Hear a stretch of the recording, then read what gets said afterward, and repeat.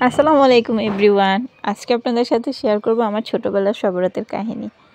আমরা ছোটবেলায় শবে বরাতের জন্য সবাই মিলে নতুন একটা পোশাক বানাতাম, জামা বানাতাম। আর সেটা পরার জন্য হচ্ছে সন্ধ্যাবেলা মানে রাত্রে মাগরিবের পরে যখন আমরা ইফতার করতাম, ইফতারের পরে সবাই গোসল করতাম। গোসল করে আর সবাই কোনো কথা না বলে ওই যে সালাতুল ওযুর যে নামাজটা আছে সবাই ওটা পড়তাম। ওটা পড়া শেষ করে তারপরে হচ্ছে আমরা কোরআন শরীফ পড়তে বসতাম সবাই মিলে। ইয়াসিন সূরা, ওয়াকিয়া সূরা, রহমান সূরা, দুখান, মুলুক, মুকাসসির, মুদাসসির, যা যা আর কি বড় বড় সূরা আছে, আর রহমান, এসব সূরাগুলো আমরা একসাথে পড়ে শেষ করতাম। আমরা সব বোনেরা মিলে একসাথে পড়তে বসতাম। কি যে একটা আনন্দ লাগতো তখন। আর আমার মামা এসে শুধু বলতো, এ কার আগে হয়েছে, কার পরে হয়েছে,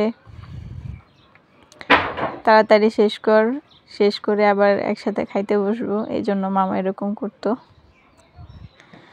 তারপরে করার পরে আবার রাত্রে একসাথে সবাই খাওয়া দাওয়া করার পর সারা রাত জেগে থাকতাম, জেগে জেগে গল্প করতাম আর হচ্ছে ইবাদত করতাম। আবার তার বাসায় যেতাম, অন্যের বাসায় যেতাম।